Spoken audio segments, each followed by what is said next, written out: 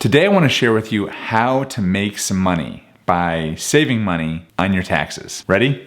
Let's do this. If you're an entrepreneur who has their own business and is currently working on your taxes for 2022 because they're due, important note here, they're due in just a couple weeks here on April 15th. So if you're thinking about trying to find some ways to save some money in taxes, this video is going to be perfect for you today. I've got a ton of tax deductions that you can use in your business. And the best part about these deductions is while you do need to incur the deductions typically before the end of 2022, chances are you probably already did and you just have not properly gone through your bank statements and credit card statements to make sure that you actually have these deductions that you can use. And so what I want to do today is just kind of give you a checklist of all the different types of deductions that you can use. So pull out those bank statements, pull out those credit card statements. Hopefully they're in your business name, but if they're in your personal name and you're still in the process of getting everything set up, that's okay. Talk to a tax professional just to make sure you're doing things the right way. But this should give you a good starting point to really help you develop some strategies for things you can do to save money on your taxes for 2022. Because honestly, if you're like me, then chances are you probably want to pay as little as taxes as possible. You want to maximize those deductions, which will help you pay less money in taxes. You want to make sure you're doing this all legally because you don't want to do something or claim a deduction that might get you into trouble with the IRS or trigger an audit. That's definitely something you do not want to do. I've never had to do it, but you do not want to do it. I feel like I need to be like fingers crossed here because that's never happened to me and I feel like I'm jinxing myself. I hope I'm not. Okay. No audits, no audits. No audits, no audits, no audits. All right, I think we're good, I hope. All right, so the bottom line is you want to keep things on the up and up, and that's the way I want to do it when I do my taxes, but you're not quite sure what you can deduct and what you can't deduct. Are you with me so far? Okay, and honestly, you can ignore all this advice and just try and take whatever deductions you want, and maybe you're gonna trigger an audit, maybe you're not, but chances are, let's just do it the right way from the beginning, shall we? Because an audit is definitely not a place you want to be. Have I already mentioned that? I think I've mentioned that, but no, you don't want to be doing an audit with the IRS. All right, before we get into these deductions, let's talk a little bit about what a deduction is anyway. So basically when you are running a business for yourself, if you're new to this, here's how this works. So you generate revenue. So you have a client pays you money, right? That's called revenue. So you've received revenue from a client. Now you have bills you have to pay. You have employees to pay. You've got marketing expenses. You maybe have rent expense related to your business. You've got computers. You got to pay for this camera. You've got to pay for all sorts of things related to your business. Those are called deductions. Now there's a bunch of rules from the IRS that say what deductions you can take and what deductions you can't take. But the main idea here being is, let's say a client comes to you and they pay you for some consulting work and they pay you $1,000 and you have deductions of maybe $500. That means the amount of money that you're going to pay in taxes is only for the $500 of profit. So revenue minus expenses equals profit. Profit is what you're going to pay tax on at the end of the year. And so we want to maximize those deductions in a way that's going to decrease the amount of profit in your business so that you pay the least amount of taxes possible. And this kind of goes counterintuitive because for most of things that you do in your life, especially when you're an employee, the idea here is that you want to increase your income, right?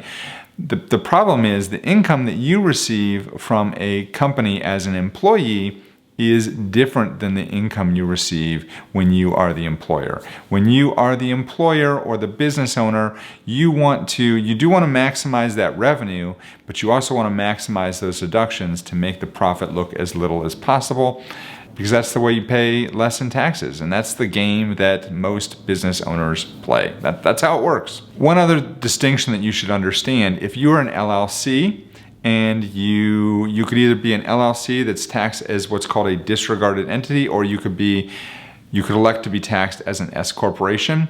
Then in both of those instances, the money you receive from your business is going to flow through to your personal tax return, and that's where you're going to pay the taxes. If you are an a C corporation, which is different. An S corporation, by the way, is not a corporate entity. A lot of people think it's a corporate entity. It's not a corporate entity. But a C corporation is a corporate entity. And if you own a C corporation, then that corporation is going to pay taxes on its own. It's going to file its own tax return, pay its own taxes.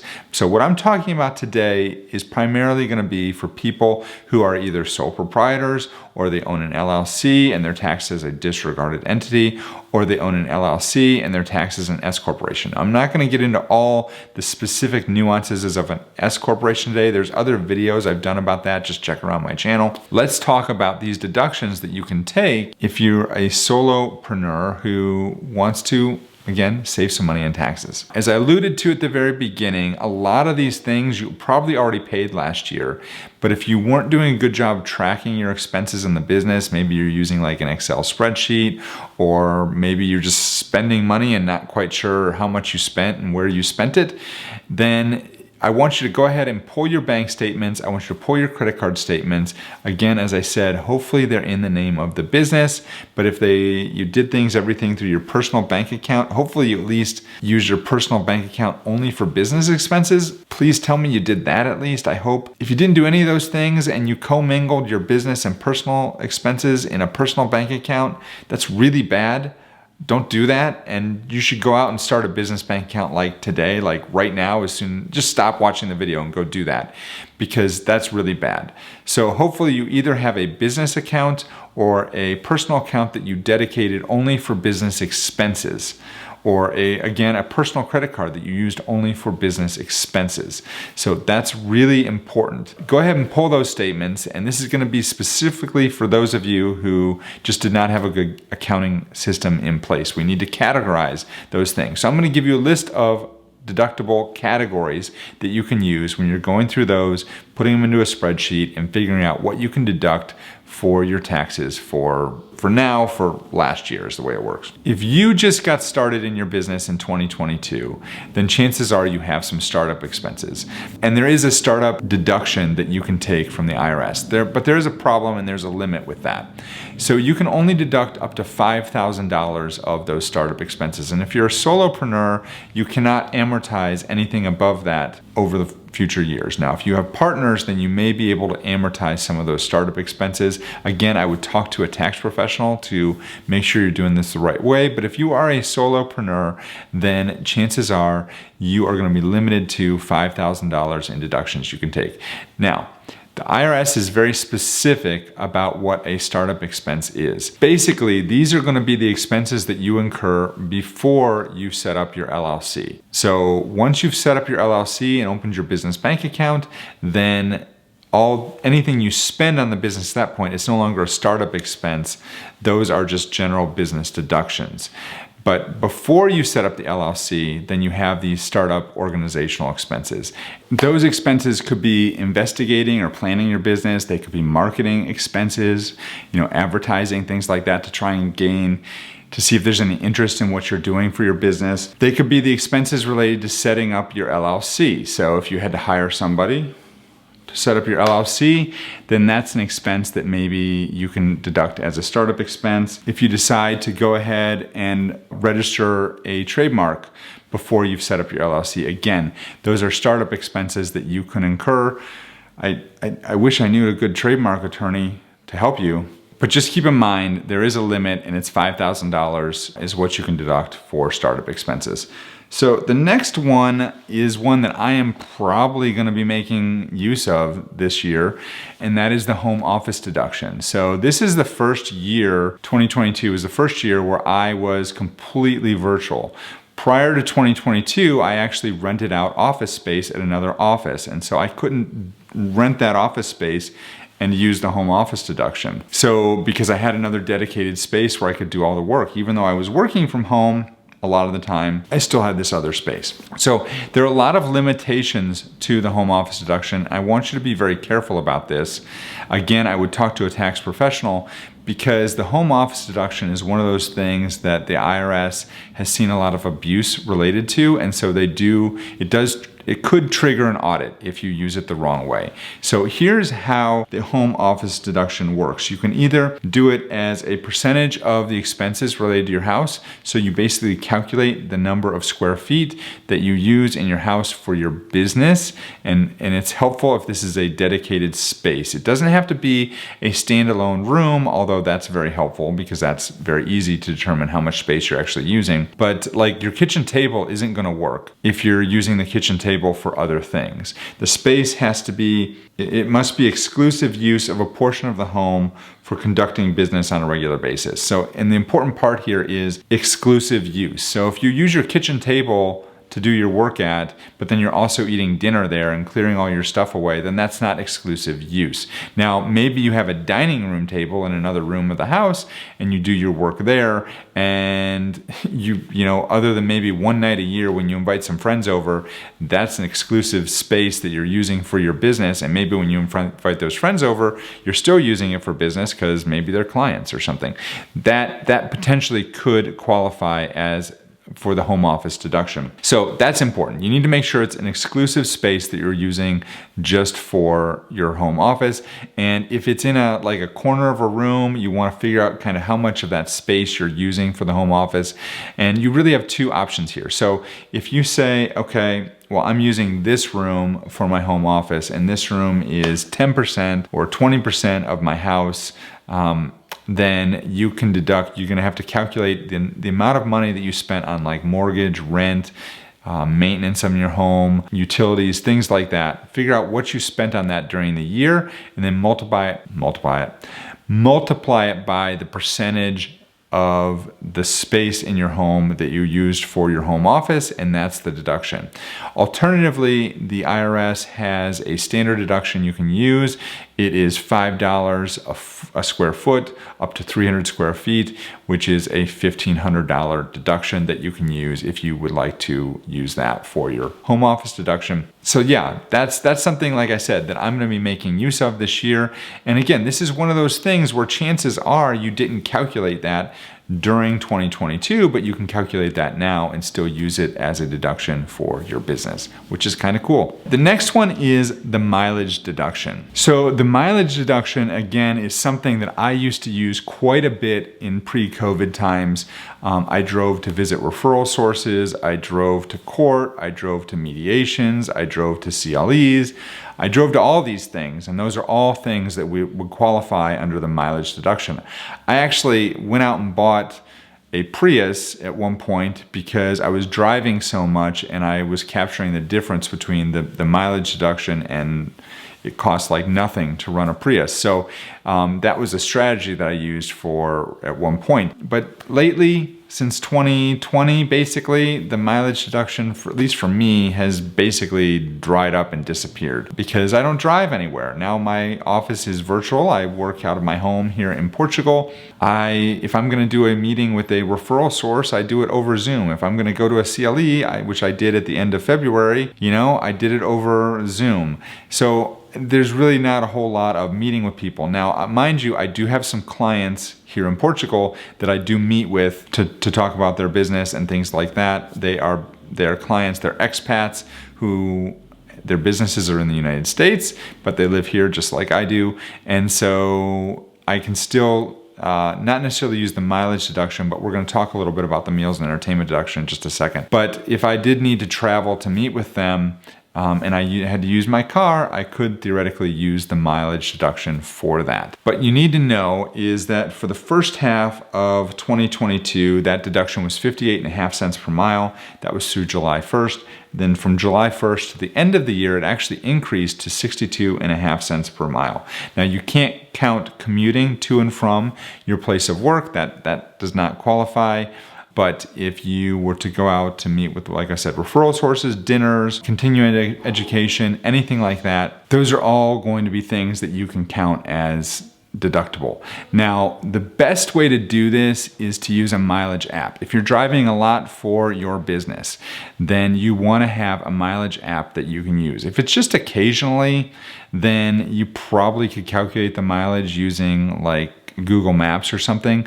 But if it's something that you are driving pretty regularly for business and you want to make sure you capture all of this deduction, then there are apps that you can use. And I don't have the name of anything I would recommend, but you can Google this and there are a number of them that you can use. Actually, QuickBooks has an app that works directly into QuickBooks that calculates this deduction automatically. So those are things that you might want to look into if you're driving a lot for work. Which leads us to kind of the other deduction I mentioned, which is continuing education. So as a lawyer, we have to do 12 hours, at least, well, every state's a little bit different, but in North Carolina, I have to do 12 hours a year. And to now, back in the days where we lived locally and everything was in person for the most part, I would have to drive to these CLEs. So I got the mileage deduction. I could deduct the cost of going to the CLEs as continuing education, and then I could also deduct the expense of staying at the hotel where the CLE was at. So those are all some deductions that we could use for continuing education. So for you, if you are going to conferences or you're going to CLEs, if you're a lawyer, I guess, or if you're going to any other type of continuing education, or you're taking college courses that are meant to further your skills. What's the word here? Let's see. Maintain or improve the skills for your job, or even they're legally mandated for your job, then these are things that you're going to be able to deduct. So don't forget about these things. A lot of people just pay for them personally and forget and don't reimburse themselves from the business, but that's definitely something you can take as a business deduction. All right, which leads us to meals and entertainment. Now this is an issue that has changed somewhat over the years. There were a couple years, now back in the day, it was a 50% deduction. Recently, with the Tax Cut and Jobs Act, they changed it to 100% deduction for a limited period, and that period ends at the end of 2022. So if you went out to eat with clients or with referral sources or with employees or anyone to discuss business, then you're able to deduct the cost of that meal up to 100%. And assuming that the meal was not lavish or extravagant. That's actually the terminology from the IRS. It can't be lavish or extravagant, but it must come from a restaurant. It can't be like takeaway or a prepared meal that you bought from the restaurant and took back to the office. No, it has to be something from the restaurant directly, and you had to incur the expense during 2022.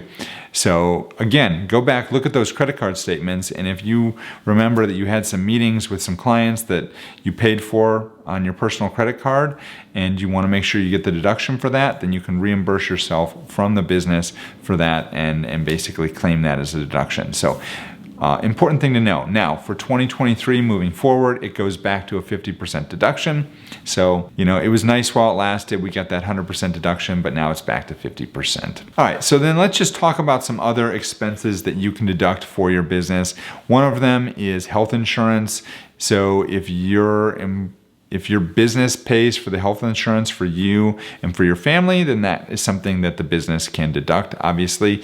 Now, if you're an S corporation, there's special rules about this. You have to actually include that expense in your wages, but then you can deduct it again on your personal tax return. So it's a little crazy there. Again, talk to a tax professional if you got questions, but health insurance is something you can deduct. Any other type of insurance that you have related to the business, those can also be deducted.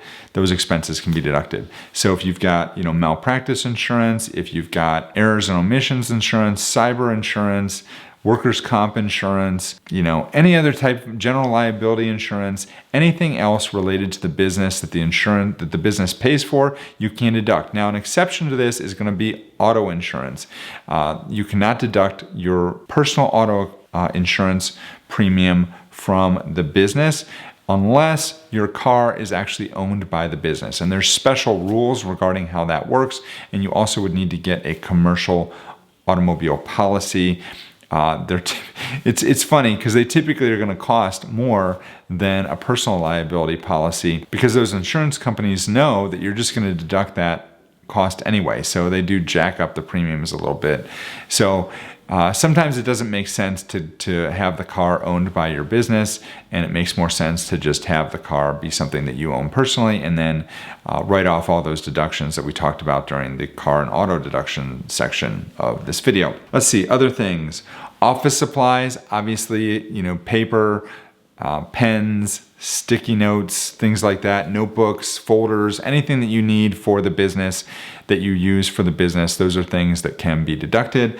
Phone, your cell phone is something that you want to deduct if you're using it for business. I'll be honest, I use my cell phone almost exclusively for business. Maybe, I guess my wife and I text back and forth, but other than that, almost everything I do on my phone is business related. And if there's a question about that, then just buy a separate cell phone for your business and have a separate plan for your personal. But chances are what you're going to find is that you're going to be using one or the other one more, and that's going to kind of indicate what you should be deducting. So your cell phone is something that you can deduct with your business, assuming that you're using it a majority of the time for your business. I believe you can only deduct the percentage of the cell phone expense that you use for your business when it comes time to do those deductions. Let's see, what else? Travel. We already kind of touched on this a little bit with regards to going to continuing education or workshops or events or things like that. Now that the world is kind of opening up again and you might be going to other events, then you definitely want to deduct those expenses. You can make trips about work. So if you are a YouTube creator and you do travel videos, then you can find ways to deduct all those. Now, I would again talk to a tax professional to make sure you're doing this the right way. But that's something that you definitely can do. So there's ways to capture these expenses and use them as deductions and do it legally. But you just want to make sure you're talking to somebody and doing it the right way. So yeah, there's a ton of other deductions you can use. This is just the tip of the iceberg. Make sure that you are tracking these things. I would highly recommend you use a software like a QuickBooks Online or something as opposed to just a spreadsheet. And again, if you're using a bookkeeper or an accountant, they're going to be able to steer you in the right direction and kind of let you know how they want you to track all these expenses. It's super easy now because you can download all the transactions directly from your bank into QuickBooks, and you don't have to enter them manually. So it's you can also do certain things with Zapier and zap transactions into your QuickBooks. That's the way I do it. When a client hires my firm, I don't create a transaction in QuickBooks. It happens through an automation that I've set up in Zapier. So those are things that you can do to really streamline and save some money come tax time, and hopefully you make some money off this. Hopefully this video has been helpful to you. If you've got